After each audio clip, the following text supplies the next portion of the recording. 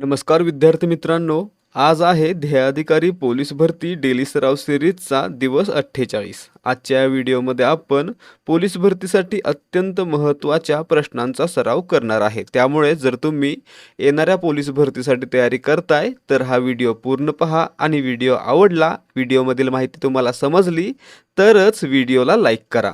सुरुवात करूयात आजच्या प्रश्नांना। त्या अगोदर पाहूयात मागच्या एका व्हिडिओमध्ये एका प्रश्नाचं उत्तर आमच्याकडून चुकीचं देण्यात आलेलं होतं। तर या ठिकाणी प्रश्न होता, महाराष्ट्र पोलीस दलाचे दक्षता हे एक टिंबटिंब नियतकालिक आहे। आता मित्रांनो लक्षात काय ठेवायचं आहे, प्रश्न आलेला होता परीक्षेला कोणता? टिंबटिंब हे महाराष्ट्र पोलीस दलाचं नियतकालिक आहे किंवा मुखपत्र आहे। तर मित्रांनो महाराष्ट्र पोलीस दलाचं मुखपत्र किंवा नियतकालिक आहे दक्षता।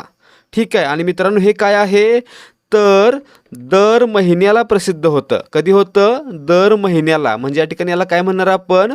मासिक असं म्हणणार। म्हणजेच आपलं उत्तर असणार आहे पर्याय 4। दर महिन्याला प्रसिद्ध होणारे मासिक असते, दररोज प्रसिद्ध होणारे दैनिक, आठवड्याला प्रसिद्ध होणारे साप्ताहिक आणि 15 दिवसांनी प्रसिद्ध होणारे पाक्षिक असते। आता सुरुवात करूयात आजच्या व्हिडिओमधील प्रश्नांना। प्रश्न क्रमांक 981, सांगितलेले काम सोडून नुसत्या चौकशा करणे हा खालीलपैकी कोणत्या म्हणीचा अर्थ आहे? या ठिकाणी पाहायचं आहे मित्रांनो, सांगितलेलं एखादं काम सोडायचं आणि बिना कामाच्या चौकशा करायच्या यासाठी एक म्हण वापरली जाते, कोणती? ओझे उचलू तर म्हणे बाजीराव कुठं। याचा अर्थ काय असतो तर सांगितलेलं काम सोडून नुसत्या चौकशा करणे, म्हणजे पर्याय 1 आपलं उत्तर आहे। कामापुरता मामा याचा अर्थ काय असतो तर कामापुरतं एखाद्या व्यक्तीला गोड बोलणं। ठीक आहे। काखेत कळसा गावाला वळसा ही एक म्हण आहे। याचा अर्थ काय असतो? जवळच असलेले वस्तू इतर ठिकाणी शोधत बसणे। पुढे पहा प्रश्न क्रमांक 982, वाक्प्रचारांची अयोग्य जोडी निवडा। आता या ठिकाणी पाहायचं आहे मित्रांनो, वाक्प्रचारांची अयोग्य जोडी आपल्याला ओळखायची आहे। मूग गिळणे म्हणजे उत्तर न देता गप्प राहणे, बरोबर। मनाने घेणे, मनात पक्का विचार करणे, हे देखील बरोबर। आणि वाटाण्याच्या अक्षता लावणे म्हणजे स्पष्टपणे नाकारणे, हे देखील बरोबर। मग राहिलं काय पहा पर्याय 3, राम म्हणणे म्हणजे काय तर मृत्यू होणे किंवा मरण पावणे। इथं काय दिलंय? सर्वत्र मान मिळवणे, हे चुकलेलं आहे। अर्थ काय पाहिजे? मृत्यू होणे, म्हणजेच पर्याय 3 ही अयोग्य जोडी आहे। प्रश्न क्रमांक 983, आता विश्वात्मके देवे तोषोनी मज द्यावे पसाये दान हे या वाक्यातील रस ओळखा। आता मित्रांनो आपण A to Z मराठी व्याकरण सिरीजमध्ये ऑलरेडी पाहिलेलं आहे। भजन, कीर्तन, भक्तिगीत, प्रार्थना, आराधना या गोष्टींसाठी कोणता रस वापरला जातो तर शांत रस वापरला जातो, म्हणजे आपलं उत्तर असणार आहे पर्याय 2 करुण रस। मित्रांनो या ठिकाणी आईचं प्रेम असू दे किंवा इतर कोणतीही प्रेमळ गोष्ट असू दे ती कशामध्ये येणार आहे? करुण रसामध्ये। शृंगार रसमध्ये काय येणार आहे? प्रेम, आसक्ती या सर्व गोष्टी शृंगार रसामध्ये येणार आहेत। आणि वीर रसामध्ये शौर्याच्या आणि धाडसाच्या गोष्टी। ठीक आहे। प्रश्न क्रमांक 984, चिमणी घरटे बांधत होती या वाक्याचा काळ ओळखा। आता या ठिकाणी पाहायचं आहे अधिक होता होती होते असं जर असेल तर त्या ठिकाणी काय लक्षात ठेवायचं? या ठिकाणी अपूर्ण भूतकाळ असणार आहे। बांधत होती अधिक होती या ठिकाणी काय असणार? अपूर्ण भूतकाळ, पर्याय 1 बांधत होता अपूर्ण भूतकाळ, करत होता अपूर्ण भूतकाळ। ठीक आहे। प्रश्न क्रमांक 984, चिमणी घरटे बांधत होती या ठिकाणी प्रश्न रिपीट झालाय। काय उत्तर आहे? अपूर्ण भूतकाळ। म्हणजेच काय याला दुसरं नाव काय असतं? चालू भूतकाळ देखील म्हणता येतं। चालू क्रिया आहे म्हणजेच क्रिया अपूर्ण आहे म्हणून अपूर्ण भूतकाळ किंवा चालू भूतकाळ।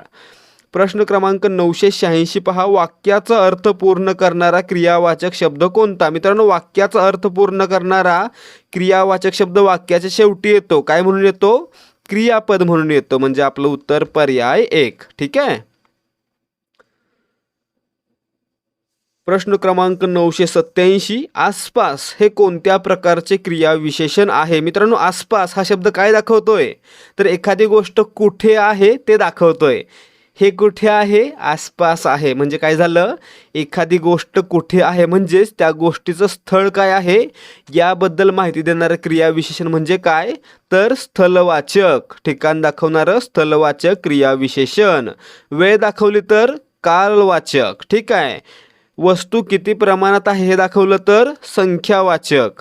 प्रश्न क्रमांक 988. हरिहर या शब्दातील दोन पदांमध्ये वापरलेले चिन्ह कोणते? या ठिकाणी पाहायचं मित्रांनो, हरिहर या शब्दामध्ये हे चिन्ह आलेलं आहे. आणि आपण काय पाहिलं, जर दोन शब्द जोडायचे असतील किंवा वाक्याच्या किंवा ओळीच्या शेवटी एखादा शब्द अपूर्ण राहिला असेल तर तो शब्द पूर्ण करण्यासाठी जे चिन्ह वापरलं जातं त्याला म्हणतात संयोग चिन्ह. म्हणजे आपलं उत्तर या ठिकाणी काय असणार आहे? हे चिन्ह आहे संयोग चिन्ह, दोन शब्दांना जोडतंय म्हणून. त्यासोबतच पाहायचं आहे यासारखं आणखी एक थोडं लांब चिन्ह असतं, त्याला काय म्हटलं जातं? अपसारण चिन्ह. एखाद्या गोष्टीबद्दल माहिती द्यायची असेल तर त्या ठिकाणी अपसारण चिन्ह वापरलं जातं. स्पष्टीकरण देताना अपसारण चिन्ह वापरलं जातं. प्रश्न क्रमांक 989. कृष्णाजी केशव दामले या साहित्यिकांचे टोपण नाव खालीलपैकी काय आहे? मित्रांनो, या ठिकाणी पहा, केशवसूत हे काय आहे? कृष्णाजी केशव दामले यांचं टोपण नाव. म्हणजे आपलं उत्तर पर्याय 2. तर या ठिकाणी कुसुमाग्रज म्हणजे कोण? विष्णू वामन शिरवाडकर. तसेच मित्रांनो केशव कुमार कोण? कमेंट करून सांगायचं आहे.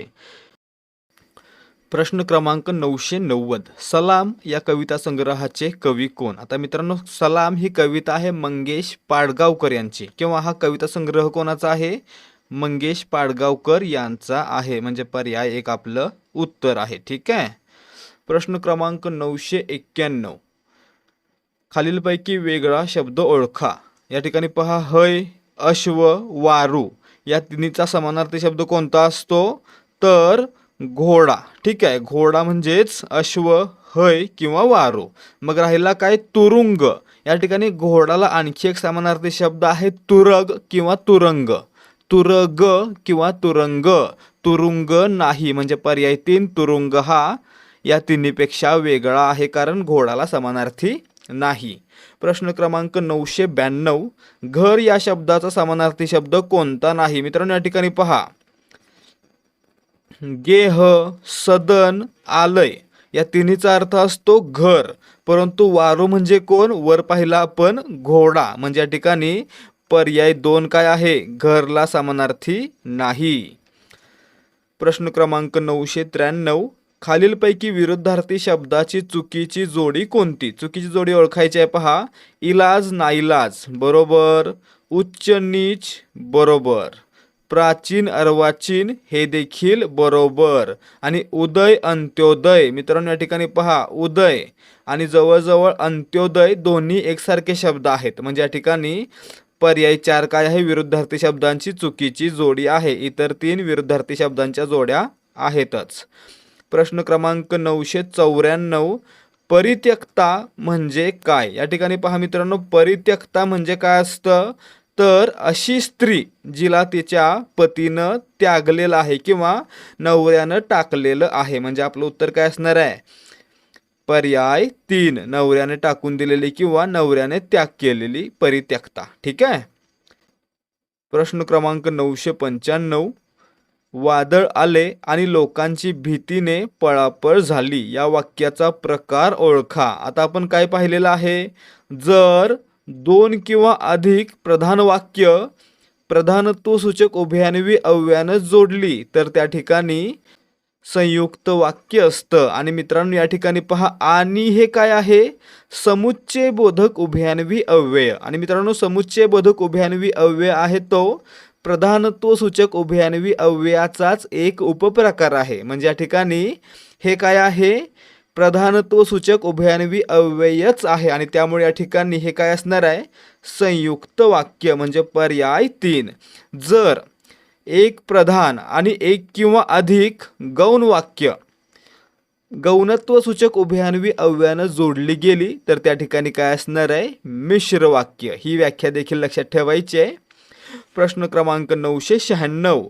कर्नाळा पक्षी अभयारण्य कोणत्या जिल्ह्यात आहे? मित्रांनो, कर्नाळा, नरनाळा आणि अर्नाळा तिन्ही लक्षात ठेवायचे आहेत. कर्नाळा रायगड, नरनाळा अकोला आणि अर्नाळा पालघर. ठीक आहे, म्हणजे या ठिकाणी आपलं उत्तर कर्नाळासाठी पर्याय 2 रायगड. आणि मित्रांनो, जर नरनाळा विचारलं तर त्या ठिकाणी अकोला आणि अर्नाळा विचारलं तर त्या ठिकाणी पालघर. प्रश्न क्रमांक 997. 11 मे हा टिंबटिंब दिन म्हणून साजरा केला जातो. मित्रांनो, 11 मे हा दिवस भारतामध्ये राष्ट्रीय तंत्रज्ञान दिवस म्हणून साजरा केला जातो. म्हणजे आपलं उत्तर पर्याय 1 11 मे हा राष्ट्रीय तंत्रज्ञान दिवस. प्रश्न क्रमांक 998. रोमन संख्या चिन्हामध्ये यल म्हणजेच किती? आता मित्रांनो, या ठिकाणी पहा, रोमनमध्ये आय सारखं चिन्ह असतं ते काय असतं? 1. व्ही सारखं असतं ते 5. एक्स असतं ते 10. त्याच प्रकारे पुढे पहा,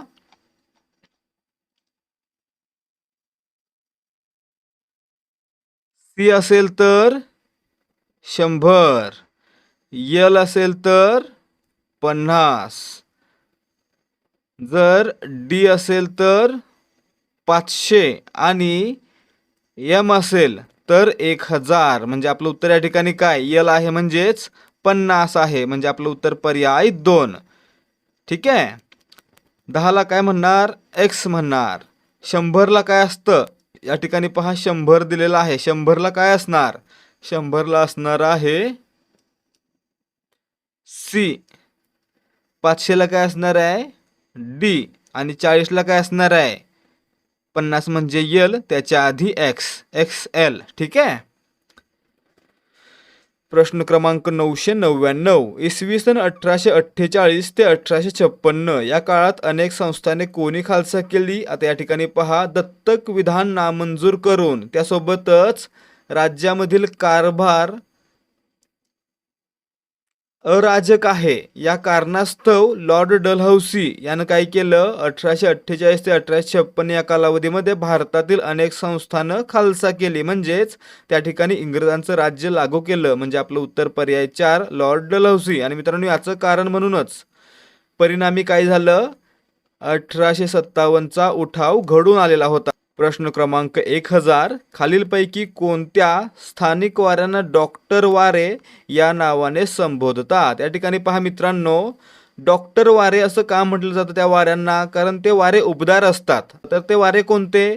तर मित्रांनो, ते वारे असतात खारे वारे आणि मतलय वारे. म्हणजे आपलं उत्तर पर्याय 1 खारे वारे व मतलय वारे यांना डॉक्टर वारे म्हणतात. आता मित्रांनो, या ठिकाणी लक्षात काय ठेवायचं? खारे वारे कधी वाहतात आणि कुठून वाहतात? तर खारे वारे हे दिवसा वाहतात आणि समुद्राकडून जमिनीकडे वाहतात. तर मतलई वारे त्याच्या विरुद्ध रात्री वाहतात आणि जमिनीकडून समुद्राकडे वाहतात. ठीक आहे. खारे वारे जमिनीकडे आणि मतलई वारे समुद्राकडे. खारे वारे दिवसा, मतलई वारे रात्री. प्रश्न क्रमांक 1001. वर्धा व वैनगंगेचा संयुक्त प्रवाह कोणत्या नावाने ओळखला जातो? मित्रांनो, वर्धा व वैनगंगा या दोन्ही नद्यांचा संगम आहे तो कुठे होतो? संगम होतो गडचिरोली जिल्ह्यामध्ये सिरोंचा या ठिकाणी. आणि मित्रांनो, या दोन्हीच्या संयुक्त म्हणजे एकत्रित प्रवाहालाच प्राणहिता या नावानं ओळखलं जातं. म्हणजे आपलं उत्तर पर्याय 1. प्रश्न क्रमांक 1002. फोर्स 1 काय आहे? मित्रांनो, 26/11चा हल्ला आपल्याला माहीत आहे. त्याच्यानंतर महाराष्ट्रातील दहशतवादी कारवाया थांबवण्यासाठी किंवा त्यावर कारवाई करण्यासाठी महाराष्ट्र सरकारकडून फोर्स 1 नावाचं एक सैन्य दल किंवा एक कमांडो दल सुरू करण्यात आलं. म्हणजे मित्रांनो, आपलं उत्तर काय असणार आहे? महाराष्ट्र पोलीस कमांडो दल.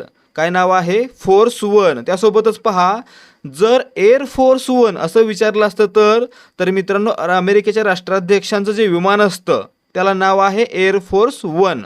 पण या ठिकाणी काय विचारलं? फोर्स 1. तर ते काय असणार आहे? तर महाराष्ट्र पोलिसांकडून चालवण्यात आलेलं एक कमांडो दल. कधीपासून? 26/11च्या हल्ल्यापासून. ठीक आहे. प्रश्न क्रमांक 1003 कितव्या घटनादुरुस्तीनुसार लोकसभेचा कार्यकाळ हा 6 वर्षांचा करण्यात आलेला होता? तर मित्रांनो, सर्वात मोठी घटनादुरुस्ती कोणती? 42वी या घटनादुरुस्तीने लोकसभेचा कार्यकाल आहे तो 6 वर्षे इतका वाढवण्यात आलेला होता किंवा 6 वर्षे करण्यात आलेला होता. आणि पुढे पुन्हा 44व्या घटनादुरुस्तीनं तो 5 वर्षे इतका करण्यात आला. म्हणजे आपलं उत्तर या ठिकाणी असणार आहे पर्याय 4. 42व्या घटनादुरुस्तीनं लोकसभेचा कार्यकाळ 6 वर्षे करण्यात आलेला होता. प्रश्न क्रमांक 1004 भारतीय घटनेच्या या भागावर गांधीजींच्या तत्वांचा प्रभाव आढळतो. मित्रांनो, या ठिकाणी पहा, भारतीय राज्यघटनेमध्ये मार्गदर्शक तत्वे काय करतात? तर पंचायत राजची स्थापना करतात, म्हणजेच स्थानिक स्वराज्य संस्थांची स्थापना करतात. आणि हे कोणाचं स्वप्न होतं? तर महात्मा गांधीजींचं स्वप्न होतं. त्यासोबतच आणखी एक गोष्ट महात्मा गांधीजींनी केली, कुटीरोद्योग आणि लहान उद्योगांना आसरा देण्याचं काम यांनी केलेलं होतं. आणि मित्रांनो, या भागामध्येच या उद्योगांना चालना देण्यासंबंधित तरतूद आहे. म्हणून मार्गदर्शक तत्वे म्हणजेच भारतीय राज्यघटनेचा भाग 4 याच्यामध्ये महात्मा गांधींच्या तत्वांचा प्रभाव आढळतो, म्हणजेच पर्याय 3. भाग कोणता आहे? भाग 4. ठीक आहे. प्रश्न क्रमांक 1005 राष्ट्रपतींनी मागवलेली माहिती त्यांना देण्याचे पंतप्रधानांचे कर्तव्य घटनेच्या कोणत्या कलमामध्ये आढळते? मित्रांनो, पंतप्रधान असतील किंवा राष्ट्रपतींना सल्ला देण्यासाठी पंतप्रधानांच्या नेतृत्वाखाली एक मंत्रिमंडळ असेल अशी तरतूद कोणत्या कलमामध्ये आहे? 74 मध्ये आहे. ठीक आहे. परंतु पुढे 78 मध्ये काय म्हटलं गेलेलं आहे की राष्ट्रपती जी माहिती मागतील ती माहिती पुरवण्याची जबाबदारी कोणाची आहे? पंतप्रधानांची आहे. म्हणजे या ठिकाणी कलम 78 काय सांगतंय? राष्ट्रपतींनी मागवलेली माहिती राष्ट्रपतींना देण्याचं कर्तव्य कोणाचं? पंतप्रधानांचं. म्हणजेच आपलं उत्तर पर्याय 3 कलम 78. आणि जर विचारलं की पंतप्रधान या पदाची तरतूद कोणत्या कलमामध्ये आहे, तर काय असणार आहे? कलम 74. ठीक आहे.